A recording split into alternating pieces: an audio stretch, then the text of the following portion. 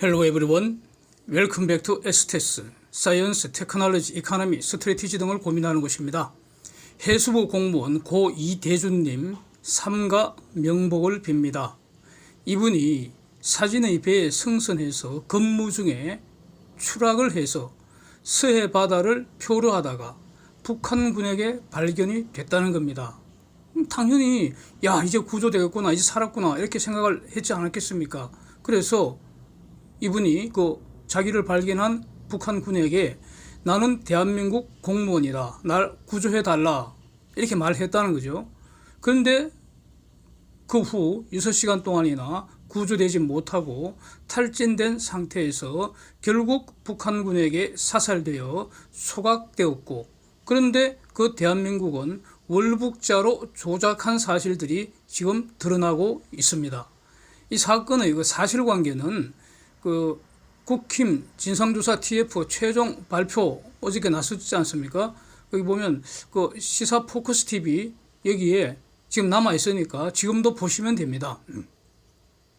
여기서 구조 의무 있는 자들이 구조 안 하고 죽도록 방치를 해서 결국 사망한 이 사건의 본질은 이거 살인죄입니다. 살인죄. 이 점을 본격적으로 거론을 안 하고 무슨 직권 남용이나 직무유기나 사자 명예훼손 이런 것들만 자꾸 지적이 되어 있어서, 물론 직권 남용이나 직무유기, 사자 명예훼손 이거 다 구성요건 충족한다고 보고요. 저런 거 다 포함해서 가장 중요한 죄악이 살인죄, 이걸 우선 적용해야 한다. 이게 지금 누락되고 있는 것 같아서 이걸 살펴보려고 합니다. 우선 고 이대준님과 대한민국의 관계가 무엇입니까? 근무 중인 공무원, 즉 이대준님은 피용자이고요. 대한민국은 사용자입니다. 즉 계약관계입니다. 계약관계. 이게 출발선이라고 봅니다. 그래서 이거는 일반 국민과 대한민국의 관계보다는 훨씬 더 직접적인 그런 관계라는 겁니다. 대한민국과 일반 국민들은 헌법상 국가의 국민보호 의무에 근거해서 대통령이 그 의무를 수행하도록 이렇게 법적 의무를 부과한 것이고, 공무원과 국가 간에는 더 구체적으로, 더 직접적으로 공무원 계약관계에서 직접 그 보호 의무가 도출이 되는 거 아니겠습니까? 마치 삼성전자 직원이 회사의 근무 명령에 따라서 근무 중에 사고를 당했다면은 당연히 회사가 구조할 의무가 있는 겁니다. 예, 구조할 의무가 있고 구조하면 살 수 있었음에도 구조를 안 해서 죽었다면은 일단은 회사가 살인죄 책임을 묻는 겁니다. 이게 당연합니다. 지금 이 구조하고 이대준님과 대한민국의 관계는 정확하게 같습니다. 사용자, 피용자 관계입니다. 물론 헌법상 국가의 보호 의무도 당연히 적용되는 것이고요. 그래서 고 이대준님을 구조할 의무의 근거는 두 가지라는 겁니다. 먼저 적용될 게 계약관계고요. 두 번째, 헌법상 국가의 국민보호 의무, 이렇게 두 가지가 되는 겁니다.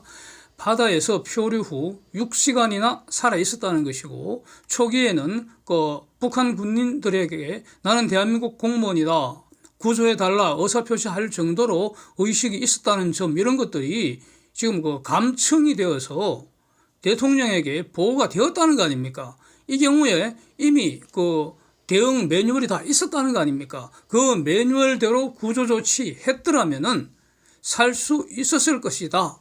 이게 국힘 진상조사 특유의 결론입니다. 결론. 근데 문재인은 아무것도 안 했다는 겁니다. 그냥 아무런 지시가 없었다는 겁니다. 그 사이에 거의 탈진 상태가 된 고인이 결국 사살되고 소각되었다는 아주 충격적인 사건인데, 현장에서 총을 발사한 자, 이거를 지시한 자가 살인죄에 해당하는 것은 의문의 여지가 없고요. 분명합니다. 사람에게 총을 발사하는 것은 살인의 방법이 되는 것이고, 이런 거를 적극적으로 행위를 했다고 해서 작위범, 작위범 이렇게 말합니다. 작위범 이렇게 말합니다. 고 이대준님의 사망에 문재인과 그 일당들은 아무런 책임이 없겠습니까? 죽어가는 국민이고 국가와 근로계약관계 두 가지 근거에 의해서 구조할 계약상 법률상 의무가 있는데도 불구하고 적극적인 구조 활동을 하였다면 살릴 수 있었다는 점이 다 드러났는데 아무것도 하지 않았다. 아무것도 하지 않은 것을 부작위, 부작위라고 합니다. 부작위. 그래서 아무것도 하지 않은 부작위로 죽었다면 그 부작위와 사망 간에 인과관계 인정된다고 보는 겁니다. 구조했으면 살 수 있었는데 구조하지 않아서 사망했다면 죽음이라는 그 결과에 미치는 원인 행위는 적극적으로 총을 발사하는 행위와 구조 안 하는 행위 간에는 죽음의 결과에 있어서는 같은 가치를 가진다. 행위 태양의 동가치라고 합니다. 그래서 살인죄로 처단하는 것이 부작위범의 법리입니다. 가령 외삼촌이 자기를 따르는 어린 조카를 위험한 저수지로 산보가자 꿰어서 들고 갔다는 겁니다. 철없는 조카가 미끄러져서 저수지에 빠져서 죽어가는 것을 보고만 있었다는 겁니다. 그냥 손을 뻗어 구조할 수가 있고, 구조 의무가 있고, 구조 의무라는 것은 친족 관계에서도 구조 의무가 있다고 할 수 있고요. 선행행위, 즉 위험한 저수지로 네가 어린애를 들고 갔다는 그 선행행위에서도 구조 의무가 나오는 것이고, 그런데도 누나가 자기를 멸시하는 것에 앙심을 품던 그 그자가 아무것도 안 하고 그냥 죽어가는 것을 바라만 봤다는 겁니다. 이게 바로 부작위 살인죄 처단했습니다. 이게 판례입니다. 내가 조카를 칼로 찔렸냐, 물에 빠뜨렸냐, 총으로 쏴 죽였냐, 나는 그냥 죽어가는 거 조용히 바라봤을 뿐이다. 나는 아무것도 안 했다. 나는 살인행위라는 것을 하지를 않았다. 지가 저절로 물에 빠져 죽었지 나는 아무것도 안 했다. 내가 죽은 거 아니다. 이렇게 항변을 했다는 거죠. 그러나 이것은 받아들여지지 않고요. 살릴 수 있었는데도 아무것도 안 한 부작위, 물에 밀어 넣어서 익사시킨 자기하고 사망의 결과에는 동일한 가치를 가진다. 그래서 살인죄를 처단했다 이겁니다.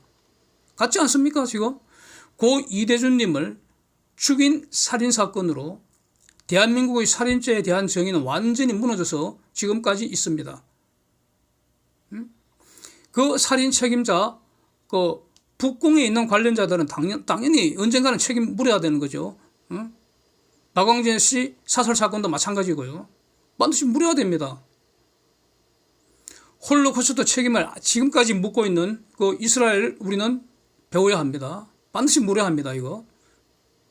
문재인과 그 핵심 관계자들 문핵관이라고 하죠. 요즘 유행하는 말 아닙니까?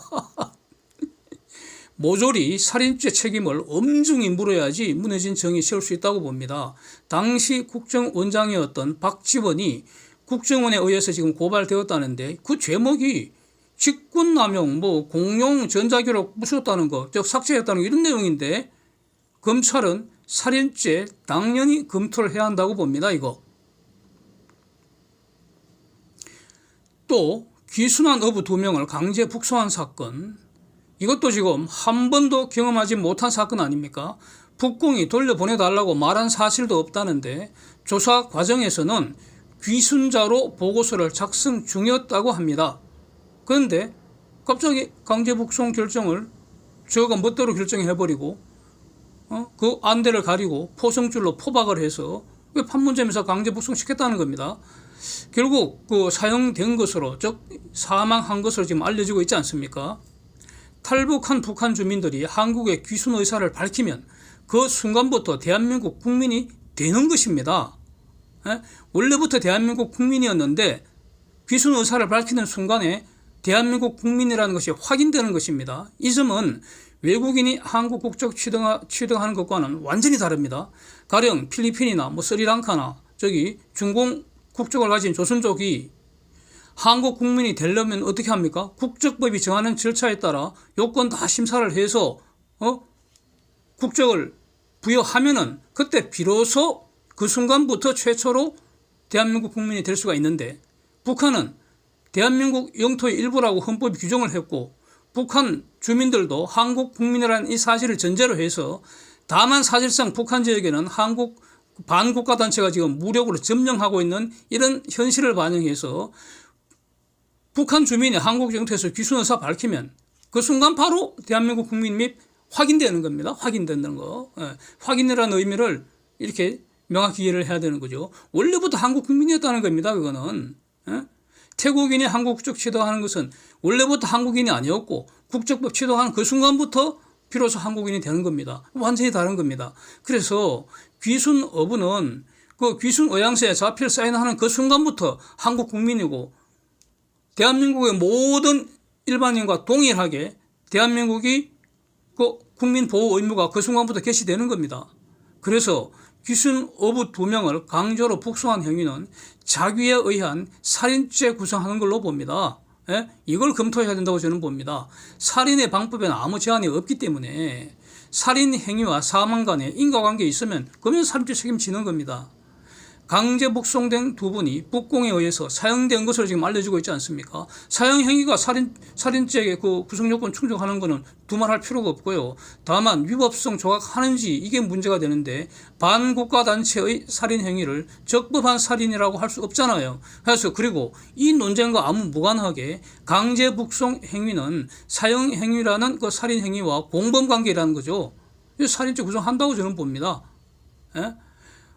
보도로는 강제 북송된 귀순 어비들이 그 오징어 잡이 배라는데 한 보십시오. 저 사진 콩알만 하고 말이죠. 허접한 그 나무 쪼가리 같이 생겼는데 아니 저 배에 19명이 탔다가 귀순 어부 2명을 포함한 3명이 나머지 16명을 순차적으로 살해해서 바다에 버렸다는 거. 이렇게 귀순 어부 2명이 자백했다고 보도가 되고 있습니다. 그런데 여기서 문제는 우리는 귀순 어부한테 직접 들은 게 아닙니다. 정말 직접 들은 게 아닙니다.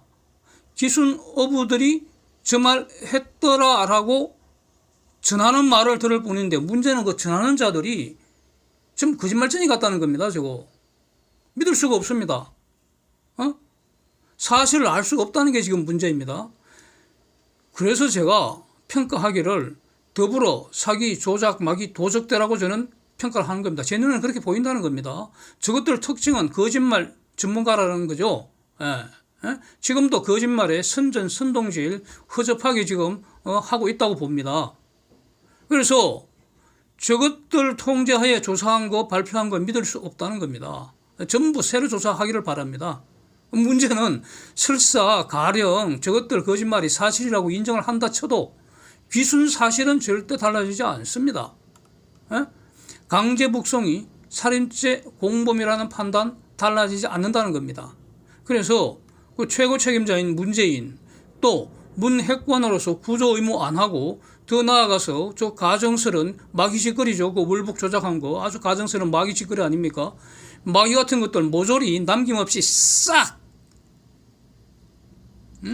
살인죄 처단하기를 바랍니다. 저는 후에 월북 시인하면 보상하겠다고 회유하였다는 그 구역질나는 그 벌레 같은 것들까지 모조리 싹 살인죄 공범으로 처단하는 걸 우선적으로 검토하기를 바랍니다. 그 다음에 저기 서훈이 귀순어부 강제 북송한 거 그거 살인죄 공범입니다. 왜 그 직권 남용으로 지금 그 고발을 합니까? 살인죄를 먼저 우선적으로 검찰이 판단해 주기를 촉구를 하겠습니다. 그리고 저 더불어 사기 조작, 마기 도적대 180마리 저 공산 패잔당 찌꺼기들 저것들도 사실상 저는 그 살인 공범들로 저는 보입니다. 그래서 아주 허접한 것들 그 눈에 띌 때마다 사진에 띌 때마다 아주 혐오감부터 드는데요. 그래서 설사 저것들한테 이 살인죄 법적 책임을 묻기는 어렵다 하더라도 이 정치적 책임은 끝까지 물어야 한다고 봅니다. 그래서 그래야지 이 자유대한민국에 무너지고 망가진 정의가 다시 설 수 있지 않겠습니까? 그렇게 생각합니다. Thanks for watching. See you next.